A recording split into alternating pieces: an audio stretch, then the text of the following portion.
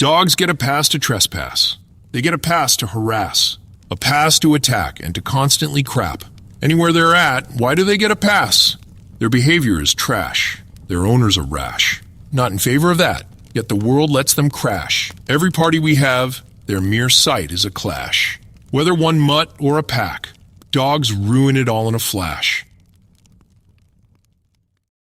You might not think hunting dogs and landowners' rights have any relation, but you would be wrong. But before we get to that, here's an interesting comment I received recently.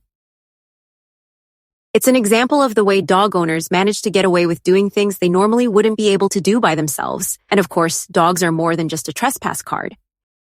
Every single day across the world, dogs assault, maim, and kill people. Every day, dogs owned by others harass people and wreck their otherwise peaceful existence in a number of ways. We're all familiar with the story about that one neighbour who moved in with a dog or two and ruined the entire neighbourhood. It all started 10 years ago. My neighbor moved in with a dog and ruined the neighborhood. Every single day at 6 a.m., it would wake me up every day before my alarm clock and ruin my day.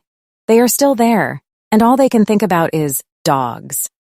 They just keep getting more dogs. Every single one of them barks at everything they see, neglected and aggressive. Even leaving them outside to bark in the middle of the night. They sit at home all day and never leave and still neglect them. It's given me so many mental breakdowns. I have nightmares of dogs barking. Dogs have caused so many fights, ruined my family, ruined my neighborhood, my house, my life. Every time I relax or start to enjoy something, it's in the back of my head. I'll be subject to hours of barking randomly. It makes life feel so pointless.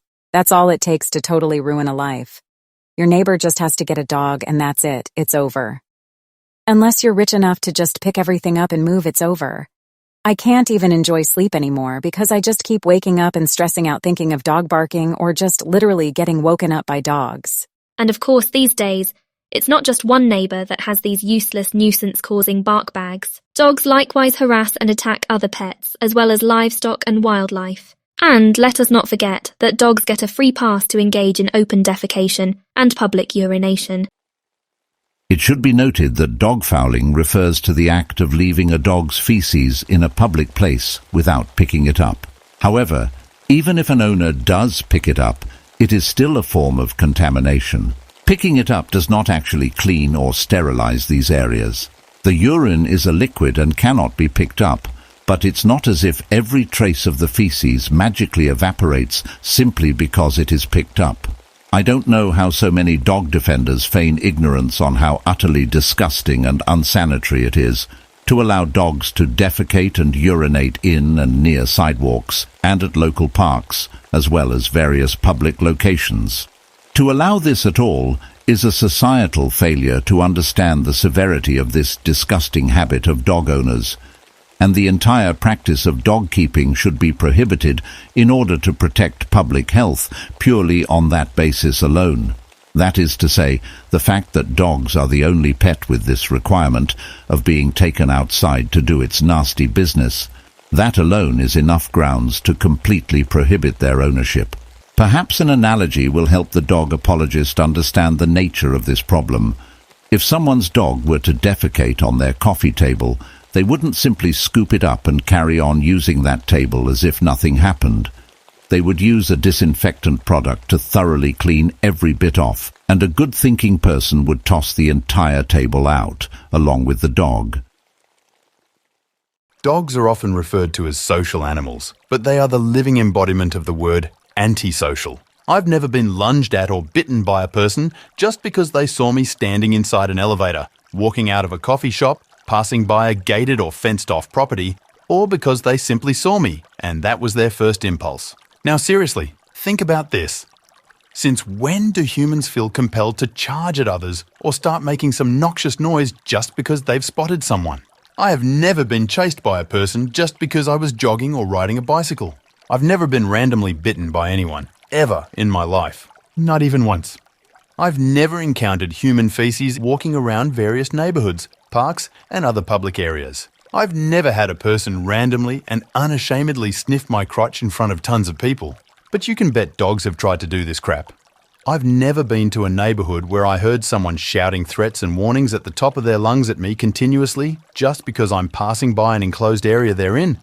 In fact, I have gotten this from dogs all throughout my life. But tell us again how dogs are superior and far less dangerous and less aggravating as compared with humans. Sure thing, Nutter. Dogs noise pollute and solely contribute to public fouling. They harass, attack, and intrude at random. They hump random objects, and sometimes attempt this with people, regardless of the person's age. They sniff people's crotches.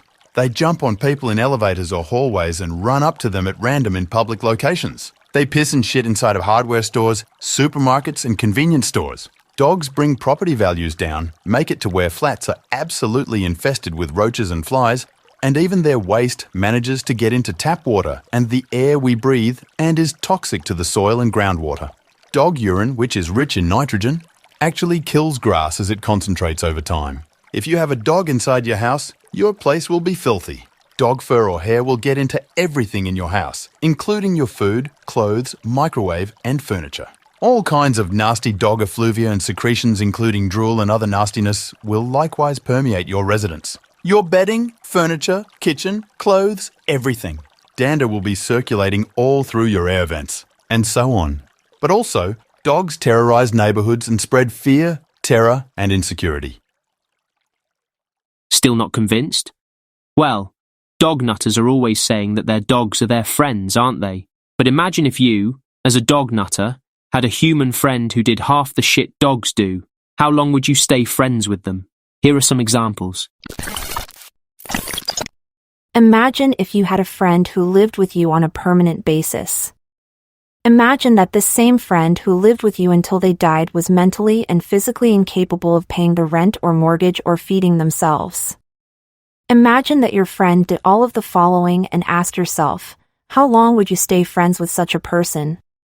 Imagine that your friend was entirely instinct-driven and self-motivated, and only motivated by food and attention. Imagine that this friend would whinge and moan and shout and scream when you went off to work. Imagine that this friend would destroy any number of things in your home while you were away, if you didn't psychologically condition them not to, or keep them locked up in a cage all day, or tied up in the backyard. Imagine coming home to find that your friend tore up your carpeting, your clothing, the walls indoors, and even some of the furniture and electronics in your home while you were away. Imagine if your friend was also liable to shout threats of bodily harm, as well as complete gibberish at neighbors and passer-by. Imagine if you couldn't answer your own door without your friend going completely bonkers and running to the door with a weapon in their hand, all the while shouting obscenities and gibberish at the top of their lungs.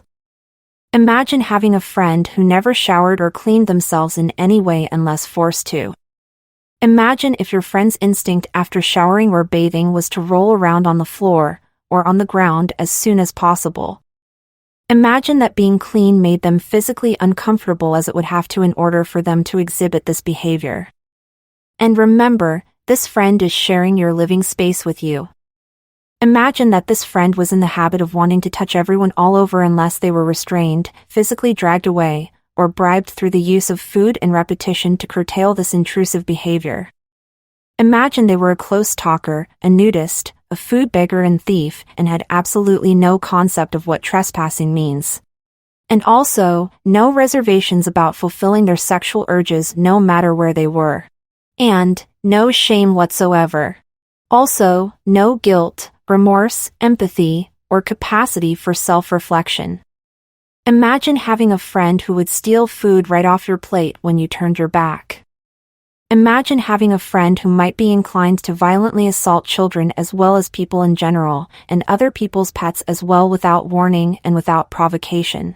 Imagine if people made ridiculous excuses for this particular behavior. Imagine having a friend who will never be able to reason, regulate any of their emotions, or improve their behavior beyond the level of a 2-year-old. Imagine having a friend who was not even intellectually on par with a 2-year-old. Well, it is hunting season for various game across Texas, and in some cases, hunting dogs can be used. But experts say there can be problems if those dogs go onto someone else's property. Not just can be, it is inevitable. Not to mention, we don't need experts to tell us this.